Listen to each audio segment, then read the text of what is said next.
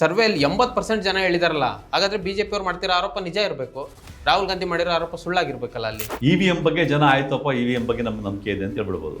Election fair ಆಗಿ ನಡೀತಾ ಇದೆ, ನ್ಯಾಯಯುತವಾಗಿ ನಡೀತಾ ಇದೆ ಅಂತ ಈಗಿನ ಕಾಲದಲ್ಲಿ ಚುನಾವಣೆ ಬಗ್ಗೆ ಎಚ್ಚರ ಇರೋ ಯಾವುದೇ ಜನ ಫೇರ್ ಆಗಿ ನಡೀತಾ ಇದೆ ಅಂತ 80% ಜನ ಹೇಳ್ಬೋದಾ?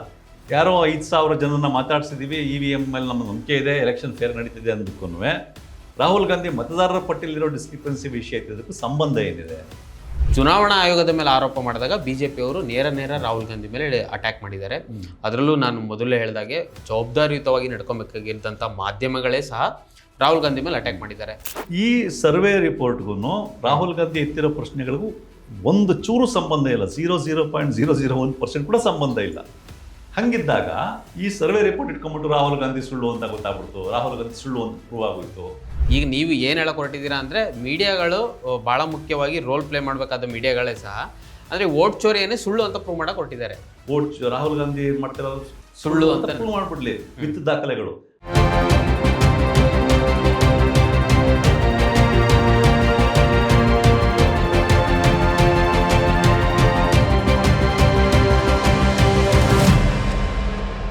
ವೀಕ್ಷಕರೇ ನಮಸ್ಕಾರ, ಈದಿನ.comಗೆ ಸ್ವಾಗತ. ನಾನು ಮನೋಜ್.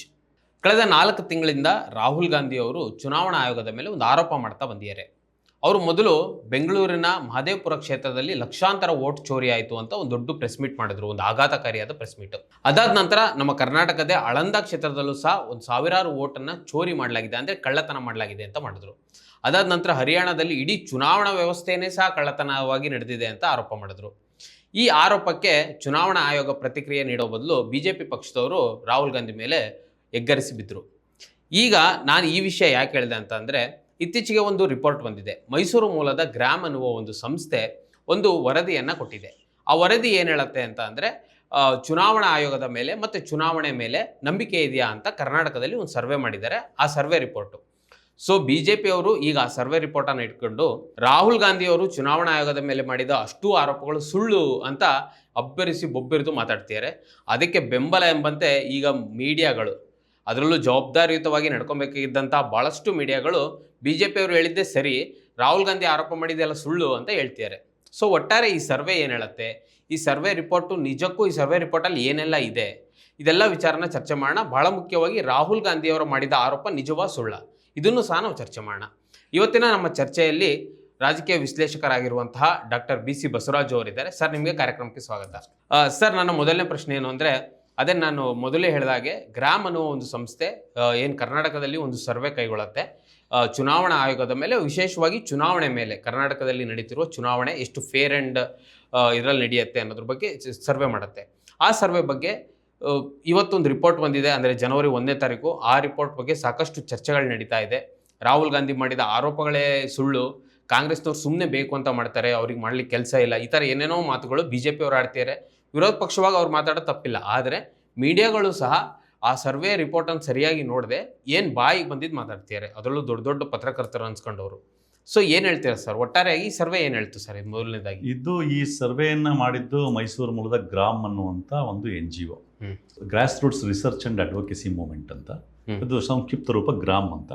ಈ ಗ್ರಾಮ್ ಅನ್ನೋ ಸಂಸ್ಥೆ ಏನಿದೆ, NGO ಏನಿದೆ, ಅದರ ಸಂಸ್ಥಾಪಕರು ಡಾಕ್ಟರ್ R ಬಾಲಸುಬ್ರಹ್ಮಣ್ಯಂ ಅಂತೇಳಿ.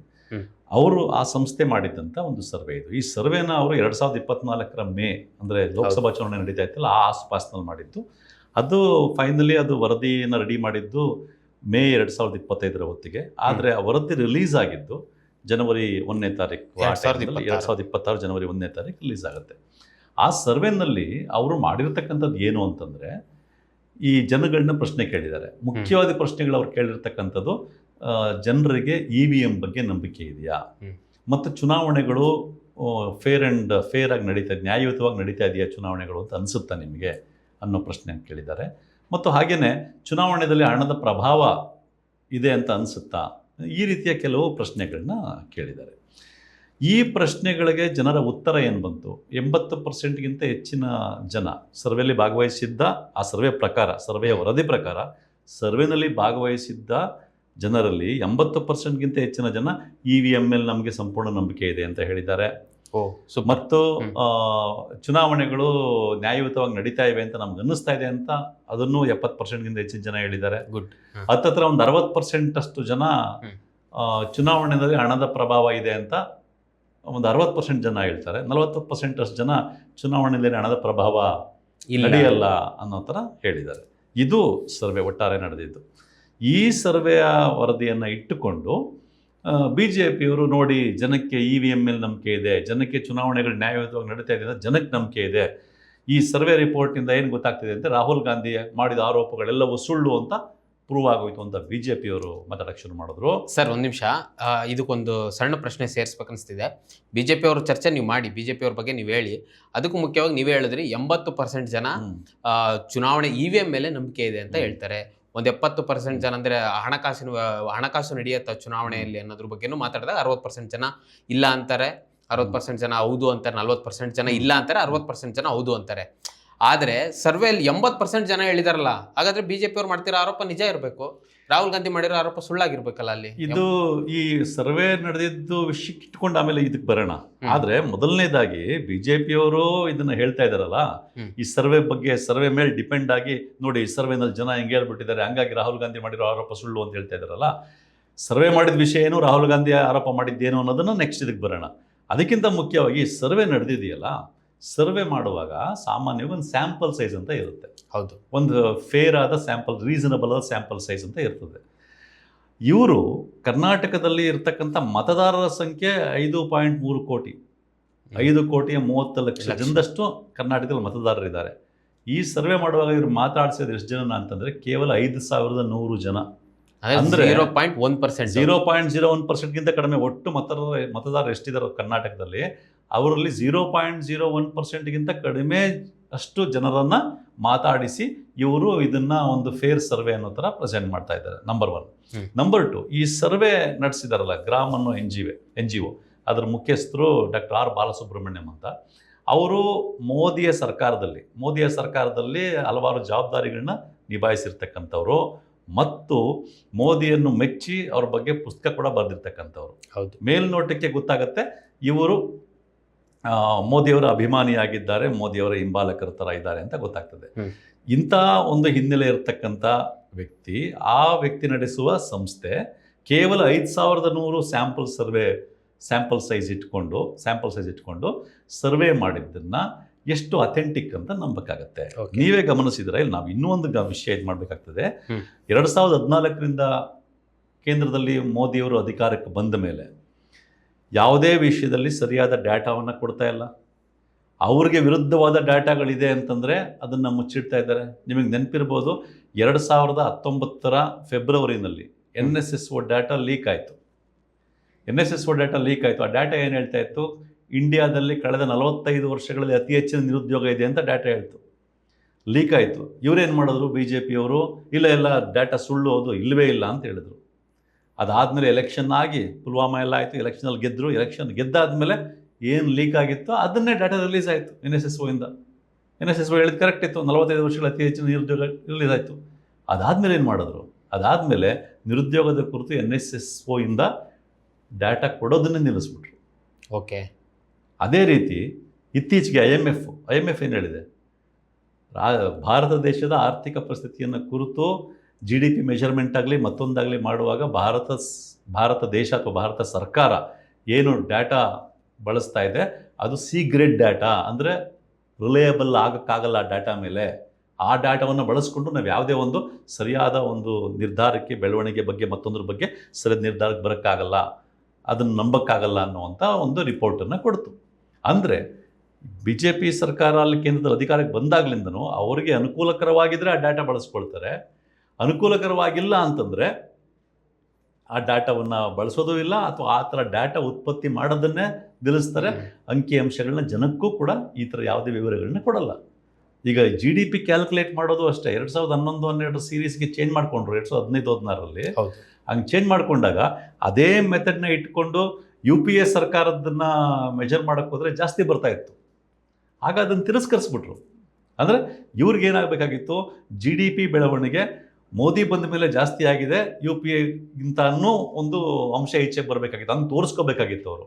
ಆದರೆ ಕರೆಕ್ಟಾಗಿ ಲೆಕ್ಕ ಹಾಕಿದಾಗ UPA ಕಾಲದಲ್ಲೇ ಮನಮೋಹನ್ ಸಿಂಗ್ ಪ್ರಧಾನಿಯಾಗಿದ್ದಾಗ GDP ಬೆಳವಣಿಗೆ ಜಾಸ್ತಿ ಬರ್ತಾ ಇದೆ ಅನ್ನೋದನ್ನು ತೋರಿಸ್ತಾ ಇದೆ ಅಂದ ತಕ್ಷಣ ಅದನ್ನು ಈಚೆನೆ ಬಿಡಲಿಲ್ಲ, ಆ ಒಂದು ನಂಬರ್ಸ್ Dataವನ್ನು. ಈಚೆನೆ ಬಿಡಲಿಲ್ಲ. ಸೊ ಇದು ಇರ್ತಕ್ಕಂಥ ರಿಯಾಲಿಟಿ.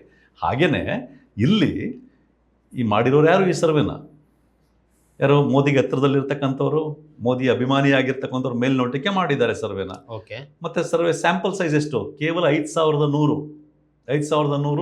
ಅದು 5,30,30,00,000 ಮತದಾರರ ಮಧ್ಯೆ ಇವರು ತಗೊಂಡಿರೋ ಸಂಖ್ಯೆ ಕೇವಲ 5,100. ಹಾಗಾಗಿ ಈ ಸರ್ವೆಯ ಮೆಥಡಾಲಜಿ ಏನಿದೆ ಅಂತ ಡೀಟೇಲ್ಸ್ ಬಿಟ್ಟಿಲ್ಲ. ಜೊತೆಗೆ ಸರ್ವೆ ಸ್ಯಾಂಪಲ್ ಸೈಜ್ ತುಂಬ ಕಡಿಮೆ ಇದೆ, 0.01%ಗಿಂತ ಕಡಿಮೆ ಜನರನ್ನು ಬಳಸ್ಕೊಂಡಿದ್ದಾರೆ ಸರ್ವೆನಲ್ಲಿ. ಮತ್ತು ಸರ್ವೆ ಕಂಪ್ಲೀಟ್ ಮೆಥಡಾಲಜಿ ಬಿಟ್ಟಿಲ್ಲ. ಹಾಗಾಗಿ ಈ ಸರ್ವೆ ನಿಜಕ್ಕೂ ಅಥೆಂಟಿಕ್ಕಾ, ಸೈಂಟಿಫಿಕ್ಕಾ ಅನ್ನೋದನ್ನು ನಂಬೋದೇ ಕಷ್ಟ ಇದೆ. ನಂಬರ್ 1. ನಂಬರ್ 2, ಇದನ್ನು ಬಳಸ್ಕೊಂಡು BJPಯವರು ಇದು ರಿಲೀಸ್ ಆದ ತಕ್ಷಣವೇ ನೋಡಿ, ಇದಾಗಿರೋದೇ 24 ಮೇನಲ್ಲಿ, ವರದಿ ರೆಡಿ ಆಗುತ್ತೆ 25 ಮೇನಲ್ಲಿ, 2026 ಜನವರಿ 1ನೇ ತಾರೀಕು ರಿಲೀಸ್ ಆಗುತ್ತೆ. ರಿಲೀಸ್ ಆದ ತಕ್ಷಣ BJPಯವರು ನೋಡಿ ಈ ಸರ್ವೆ ರಿಪೋರ್ಟ್ ಬಂತು, ರಾಹುಲ್ ಗಾಂಧಿ ಎಲ್ಲ ಸುಳ್ಳು ಒಂದು ಪ್ರೂವ್ ಆಗೋಯ್ತು ಅಂತ ಬೊಂಡ ಹೊಡೆಯೋದು. ಅದಕ್ಕೆ ಕೆಲವು ಮೀಡಿಯಾಗಳು ಸೇರಿಕೊಂಡು BJPಯವರು ಹೊಡಿಲಿ, ಯಾಕೆಂದರೆ ಅವರು ಮಾಡೋದೇ ಕೆಲಸ, ಅವ್ರು ಮಾಡಬೇಕಾಗಿದೆ. ಅದನ್ನು ಅವ್ರನ್ನ ಮುಖ ಉಳಿಸ್ಕೋಬೇಕು ಅಂತಂದರೆ ಮೀಡಿಯಾಗಳು ಇದನ್ನು ಮಾಡ್ತಾ ಇದೆಯಲ್ಲ, ಇದಂತೂ ಬಹಳ ಒಂದು ಆಶ್ಚರ್ಯಕರವಾದ ಆಘಾತಕಾರಿಯಾದ ವಿಷಯ. ಆಘಾತಕಾರಿ ಅಲ್ಲ ಅಂತ ಹೇಳ್ಬೋದು, ಯಾಕೆ ಅಂತಂದರೆ ಮೀಡಿಯಾಗಳು ಯಾವ ಮಟ್ಟಕ್ಕೆ ತಲುಪಿವೆ ಈಗಾಗಲೇ ನಾವು ನೋಡ್ತಾ ಇದ್ದೀವಿ. ಮೀಡಿಯಾಗಳು ಈ ಅಧಪತನ ತಲುಪಿರೋದಕ್ಕೇ ದೇಶದ ಪರಿಸ್ಥಿತಿಯನ್ನು ದಿನೇ ದಿನೇ ಹದಗೆಡ್ತಾ ಇರೋದನ್ನು ನಾವು ಗಮನಿಸಿದ್ದೀವಿ. ಸರ್, ಇನ್ನೊಂದು ಹೇಳಿದ್ರೆ ನೀವು ಮಧ್ಯದಲ್ಲಿ ಮಾತನಾಡುವಾಗ ಈ ಸರ್ವೆ ಡಾಟಾವನ್ನು ಎಷ್ಟು ಮಟ್ಟಿಗೆ ನಂಬಬೇಕಾಗತ್ತೆ, ನಂಬಬಹುದಾ ಅನ್ನೋದು ಸಹ ಅನುಮಾನ ಮೂಡುತ್ತೆ ಅಂತ. ಆದರೆ ಈ ಸರ್ವೆ ರಿಪೋರ್ಟ್ ಬಿಡುಗಡೆ ಆಗಿದ್ದೆ ಸ್ಟ್ಯಾಟಿಸ್ಟಿಕಲ್ ಡಿಪಾರ್ಟ್ಮೆಂಟಲ್ಲಿ. ಈ ಸರ್ವೆ ಈಗ ಒಂದು ಪ್ರೈವೇಟ್ NGO ಯಾವುದೇ ಸಂಸ್ಥೆ ಆಗಿರಬಹುದು ಸರ್ವೆ ಮಾಡ್ಬೋದು, ಅದಕ್ಕೆ ಮುಕ್ತವಾದ ಅವಕಾಶ ನಮ್ಮ ಭಾರತದಲ್ಲಿ ಸಂವಿಧಾನದ ಅಡಿಯಲ್ಲಿದೆ. ನಾವು ಸರ್ವೆ ಮಾಡ್ಬೋದು ಯಾವುದೇ ವಿಚಾರಕ್ಕಾದರೂ. ಈಗ ಅದೇ ರೀತಿಯಲ್ಲಿ ಒಂದು NGO ಮಾಡಿದೆ ಮತದಾರರ ಮೇಲೆ, ಒಟ್ಟಾರೆ ಚುನಾವಣಾ ಆಯೋಗದ ಮೇಲೆ, ಚುನಾವಣೆ ಮೇಲೆ. ಸೊ ಈ ಡಾಟಾವನ್ನು ಅವರು ಕೊಟ್ಟಿದ್ದು ಸ್ಟ್ಯಾಟಿಸ್ಟಿಕಲ್ ಡಿಪಾರ್ಟ್ಮೆಂಟಿಗೆ. ಸ್ಟ್ಯಾಟಿಸ್ಟಿಕಲ್ ಏನು ಇಲಾಖೆ, ಸಾಂಖ್ಯಿಕ ಇಲಾಖೆ ಇದೆ, ಅದು ಬಿಡುಗಡೆ ಮಾಡಿದ್ದು. ಸೊ ಇದನ್ನ ಎಷ್ಟು ಮಟ್ಟಿಗೆ ನಂಬಲಾಗದು ಅನ್ನೋದು ನಾವು ಅಂದರೆ ಇದು ಪ್ರಶ್ನೆ ಬರ್ತಾ ಇರೋದು ನಿಜ. ಅಂದರೆ ರಾಜ್ಯ ಸರ್ಕಾರದ ಅಡಿಯಲ್ಲಿರ್ತಕ್ಕಂಥ ಸಾಂಖ್ಯಿಕ ಸಂಸ್ಥೆ ವೆಬ್ಸೈಟ್ನಲ್ಲಿ ಇದು ಡಾಟಾ, ಈ ಏನು ಇದರ ವರದಿ ಹಾಕಲ್ಪಡುತ್ತೆ ಅವ್ರ ವೆಬ್ಸೈಟ್ನಲ್ಲಿ. ಇಲ್ಲಿ ಇರ್ತಕ್ಕಂಥ ವಿಷಯ ಏನು ಅಂತಂದರೆ, ಎಲೆಕ್ಷನ್ ಕಮಿಷನ್, ಕರ್ನಾಟಕದ ಎಲೆಕ್ಷನ್ ಕಮಿಷನ್ನು ಈ ಸರ್ವೆ ಮಾಡಲಿಕ್ಕೆ ಹೇಳುತ್ತೆ ಗ್ರಾಮ್ ಅನ್ನೋ ಸಂಸ್ಥೆಗೆ. ಅದು ಸರ್ವೆ ಮಾಡಿ ವರದಿ ಕೊಟ್ಟಾಗ ವರದಿ ಸ್ಟ್ಯಾಟಿಸ್ಟಿಕಲ್ ಡಿಪಾರ್ಟ್ಮೆಂಟ್ ವೆಬ್ಸೈಟಲ್ಲಿ ರಿಲೀಸ್ ಆಗೋದ್ರಿಂದ ಸರ್ಕಾರನೇ ಮಾಡಿಸಿದೆ. ಇದನ್ನು ಸರ್ಕಾರ ಮಾಡಿಸ್ಬಿಟ್ಟು ಈಗ ಸರ್ಕಾರನೇ ಅದನ್ನು ತಿರಸ್ಕರಿಸ್ತಾ ಇದೆ. ಅಂದರೆ ಸಿದ್ದರಾಮಯ್ಯನವರು ಇಲ್ಲ ಈ ಸರ್ವೆ ಸರಿ ಇಲ್ಲ, ಈ ಸರ್ವೆ ರಾಹುಲ್ ಗಾಂಧಿಯವರು ಮೊದಲ ಪ್ರೆಸ್ ಮೀಟ್ ಮಾಡಿದ್ರಲ್ಲ, ಮಹಾದೇವಪುರದಲ್ಲಿ ಓಟ್ ಚೋರಿ ಆಗಿದೆ ಅಂತ, ಅದಕ್ಕಿಂತ 3 ತಿಂಗಳು ಮುಂಚೆ ಬಂದಿರೋ ಸರ್ವೆ ಅಂತ ಸಿದ್ದರಾಮಯ್ಯನವರು ಮಾತಾಡ್ತಾ ಇದ್ದಾರೆ. ಅವ್ರದೇ ಸರ್ಕಾರ ಮಾಡಿಸಿರುವಾಗ ಸರ್ವೆನ ಅವರೇ ಹೆಂಗೆ ಅದನ್ನು ತಿರಸ್ಕರಿಸ್ಬಿಡ್ತಾರೆ, ಅವರೇ ಅದ್ರ ವಿರುದ್ಧ ಹೆಂಗೆ ಮಾತಾಡ್ಬಿಡ್ತಾರೆ ಅನ್ನೋ ವಾದಗಳು ಬರ್ತಾ ಇದೆ. ನೀವು ಕೇಳಿದ ಪ್ರಶ್ನೆ ಕರೆಕ್ಟ್ ಇದೆ. ಆದರೆ ಇಲ್ಲಿ ಬರ್ತಕ್ಕಂಥ ವಿಷಯ 2. ನಂಬರ್ 1, ಸರ್ಕಾರನೇ ಮಾಡಿಸಿತ್ತು ಅಂತ ಅನ್ಕೊಳ್ಳೋಣ. ಸಿದ್ದರಾಮಯ್ಯನವರು ಮುಖ್ಯಮಂತ್ರಿಯಾಗಿ ಅವರು ಕೊಟ್ಟಿರೋ ಕ್ಲಾರಿಫಿಕೇಶನ್ ಏನಂದರೆ, ಈ ಸರ್ಕಾರ ಮಾಡಿಸಿರೋದಲ್ಲ, ಎಲೆಕ್ಷನ್ ಕಮಿಷನ್ ಆಫ್ ಕರ್ನಾಟಕ ಮಾಡಿಸಿರ್ತಕ್ಕಂಥದ್ದು ಅಂತ. ಎಲೆಕ್ಷನ್ ಕಮಿಷನ್ ಆಫ್ ಕರ್ನಾಟಕ ಮಾಡಿಸಿರ್ತಕ್ಕಂಥದ್ದು, ಸರ್ಕಾರ ಮಾಡಿಸಿರ್ತಕ್ಕಂಥದ್ದಲ್ಲ ಅಂತ. ಆದರೆ ಸ್ಟ್ಯಾಟಿಸ್ಟಿಕಲ್ ಡಿಪಾರ್ಟ್ಮೆಂಟ್ನ ವೆಬ್ಸೈಟಲ್ಲಿ ಬಂದಿದೆ ಅಂದಾಗ ನೋಡಿದವ್ರಿಗೆ ಸರ್ಕಾರ ಮಾಡಿಸಿದೆ ಅಂತ ಅನಿಸುತ್ತೆ ಅಂತ. ಇದು ಒಂದು ಸಾಧ್ಯತೆ. ಏನು ಅಂತಂದರೆ, ಈ ಕಾಂಗ್ರೆಸ್ ಸರ್ಕಾರದೊಳಗಡೆನೂ ಅನೇಕ ಮಂದಿ BJP ಒಲವಿರುವ, ಮೋದಿ ಒಲವಿರುವ ಇರ್ತಕ್ಕಂಥ ಅನೇಕ ಮಂದಿ ಇರತಕ್ಕಂಥವ್ರು ಯಾರಿದ್ದಾರೆ, ಇವರು ಈ ರೀತಿ ಸರ್ಕಾರದ ವೆಬ್ಸೈಟ್ ಒಳಗಡೆ, ಆ ಸಾಂಖ್ಯಿಕ ಡಿಪಾರ್ಟ್ಮೆಂಟ್ನ ವೆಬ್ಸೈಟ್ ಒಳಗಡೆ ಹಾಕಿದ್ದಾರೆ ಅನ್ನೋ ಮಾತುಗಳು ಕೇಳಿ ಬರ್ತಾ ಇವೆ. ಸೊ ಮಾತುಗಳು ಕೇಳಿ ಹೇಗೆ ಕಾಂಗ್ರೆಸ್ ಪಕ್ಷ ಇದೆ ಅಧಿಕಾರದಲ್ಲಿ? ಅಲ್ಲ, ಕಾಂಗ್ರೆಸ್ ಪಕ್ಷ ಅಧಿಕಾರದಲ್ಲಿದ್ದಾಗಲೂ ನಾವು ನೋಡಿದ್ದೀವಿ. ಕಾಂಗ್ರೆಸ್ ಪಕ್ಷ ಅಧಿಕಾರದಲ್ಲಿದ್ದಾಗ್ಯೂ ಸಹ BJPಯ ಒಲವಿರುವ ಅನೇಕರು ಒಳ್ಳೆ ಆಯಕಟ್ಟಿನ ಸ್ಥಾನಗಳಿರೋದು ನೋಡಿದ್ದೀವಿ. ಕಾಂಗ್ರೆಸ್ನಲ್ಲಿ ಕೆಲವರು ಮಾತ್ರ BJP ಐಡಿಯಾಲಜಿ ಬಗ್ಗೆ, ಇದ್ರ ಬಗ್ಗೆ ಭಾಳ ಸೀರಿಯಸ್ ಆಗಿರೋರು ಇದ್ದಾರೆ. ಇನ್ನು ಕೆಲವರು ಇನ್ನೂ ಸೀರಿಯಸ್ನೆಸ್ ಬರಬೇಕಾಗಿದೆ, ಅದು ಬೇರೆ ವಿಷಯ. ಆದರೆ ಈವನ್ ಫಾರ್ ಎ ಮೊಮೆಂಟ್ ಸರ್ಕಾರನೇ ಮಾಡಿಸಿತ್ತು ಅಂತಲೇ ಅನ್ಕೊಳ್ಳೋಣ. ಈ ಸರ್ವೆನ ಸರ್ಕಾರನೇ ಮಾಡಿಸಿದೆ, ಸರ್ಕಾರನೇ ಮಾಡಿಸ್ಬಿಟ್ಮೇಲೆ ಹೆಂಗೆ ಡಿನೈ ಮಾಡುತ್ತೆ ಅಂತ 2 ವಿಷಯ. ಯಾವುದೇ ಸರ್ಕಾರ ಆಗಿರಲಿ, ಕಾಂಗ್ರೆಸ್ ಸರ್ಕಾರ ಆಗಿರಲಿ, BJP ಸರ್ಕಾರ ಆಗಿರಲಿ, ಯಾವುದೋ ಒಂದು ವಿಷಯಕ್ಕೆ ಸರ್ವೆ ಮಾಡಿಸುತ್ತೆ, ಯಾರಿಗೂ ಹೇಳಿ. ಆ ಸರ್ವೆ ರಿಪೋರ್ಟ್ ಬಂದಾಗ ಆ ಸರ್ವೆ ರಿಪೋರ್ಟನ್ನು ಒಟ್ಟು ಮೆಥಡಾಲಜಿ ಏನು, ಸ್ಯಾಂಪಲ್ ಸೈಜ್ ಏನು ಅನ್ನೋದೆಲ್ಲನೂ ಅನಲೈಸ್ ಮಾಡಿದಾಗ ಸರಿ ಇಲ್ಲ ಅಂದಾಗ ಅದನ್ನು ತಿರಸ್ಕರಿಸಬಹುದು, ಒಪ್ಕೊಳ್ಳದೇ ಇರಬಹುದು, ಪುನಃ ರೀಸರ್ವೆ ಮಾಡಿಸ್ಬಹುದು, ಅಥವಾ ಹೌದು. ಸರಿ ಇದೆ ಅನ್ಸಿದ್ರೆ ಅದ್ರ ಮೇಲೆ ತಕ್ಕ ಕ್ರಮ ತಗೋಬಹುದು. ಅದಕ್ಕೆ ಪೂರಕವಾಗಿ ಸರಿ ಇದೆ ಅನ್ಸಿದ್ರೆ ಅದಕ್ಕೆ ಅದಕ್ಕೆ ಸರಿಯಾದ ಮೆಜರ್ಸ್ಗಳನ್ನ ತಗೊಳ್ಬೋದು. ಆದರೆ ಇಲ್ಲಿ ವಿಷಯ ಇರ್ತಕ್ಕಂಥದ್ದು ಅದನ್ನು ಮೀರಿ ನೋಡ್ಬಿಡೋಣ ನಾವು.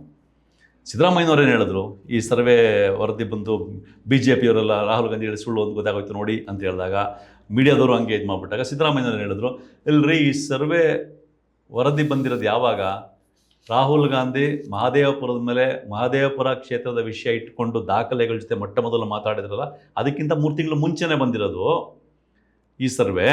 ಹಂಗಿದ್ದಾಗ ರಾಹುಲ್ ಗಾಂಧಿ ಆರೋಪಕ್ಕೂ ಈ ಸರ್ವೆಯ ವಿಷಯಕ್ಕೂ ಸಂಬಂಧ ಹೆಂಗೆ ಅಂತ ಸಿದ್ದರಾಮಯ್ಯನವರು ಪ್ರಶ್ನೆ ಕೇಳಿದ್ದಾರೆ. ಪ್ರಿಯಾಂಕ್ ಖರ್ಗೆ ಅವರು ಕೇಳಿದ್ದಾರೆ, ಹರಿಪ್ರಸಾದ್ ಕೂಡ ಕೇಳಿದ್ದಾರೆ. That's the reality. Rahul Gandhi ಮೊದಲು ಮಹದೇವಪುರ ಕ್ಷೇತ್ರದ ಬಗ್ಗೆ ದಾಖಲೆಗಳ ಸಮೇತ ಪ್ರೆಸ್ ಮೀಟ್ ಮಾಡಿದ್ದು ಆಗಸ್ಟ್ ತಿಂಗಳಲ್ಲಿ. ಈ ಸರ್ವೆ ವರದಿ ಫಸ್ಟ್ ಸಬ್ಮಿಟ್ ಆಗಿರೋದು ಮೇ ತಿಂಗಳು 2025. ಅದು ಹಂಗಾಗಿ ಹೆಂಗ್ ಲಿಂಕ್ ಮಾಡ್ತೀರಾ ನೀವು? ನಂಬರ್ 1. ನಂಬರ್ 2, ಈ ಸರ್ವೆ ಯಾವುದ್ರ ಬಗ್ಗೆ ಪಬ್ಲಿಷ್ ಆಗಿರೋ ಥರ ನೋಡಿದ್ರೆ EVM ಬಗ್ಗೆ, ಮುಖ್ಯವಾಗಿ ಎಲೆಕ್ಷನ್ ಫೇರ್ ಆಗಿ ನಡೀತಾ ಇದೆಯಾ ಅನ್ನೋದ್ರ ಬಗ್ಗೆ. ಎಲೆಕ್ಷನ್ನು ಅದನ್ನು ನೋಡೋಣ. ಎಲೆಕ್ಷನ್ EVM ಬಗ್ಗೆ ಜನ ಆಯ್ತಪ್ಪ, EVM ಬಗ್ಗೆ ನಮ್ಗೆ ನಂಬಿಕೆ ಇದೆ ಅಂತ ಹೇಳ್ಬಿಡ್ಬೋದು. ಎಲೆಕ್ಷನ್ ಫೇರ್ ಆಗಿ ನಡೀತಾ ಇದೆ, ನ್ಯಾಯಯುತವಾಗಿ ನಡೀತಾ ಇದೆ ಅಂತ ಈಗಿನ ಕಾಲದಲ್ಲಿ ಚುನಾವಣೆ ಬಗ್ಗೆ ಎಚ್ಚರ ಇರೋ ಯಾವುದೇ ಜನ ಫೇರ್ ಆಗಿ ನಡೀತಾ ಇದೆ ಅಂತ 80% ಜನ ಹೇಳ್ಬೋದಾ? ಹೋಗ್ಲಿ, ಚುನಾವಣೆಯಲ್ಲಿ ಹಣದ ಪ್ರಭಾವ ನಡೀತಾ ಇಲ್ಲ ಅಂತ 40% ಅಷ್ಟು ಜನ ಹೇಳ್ಬೋದಾ?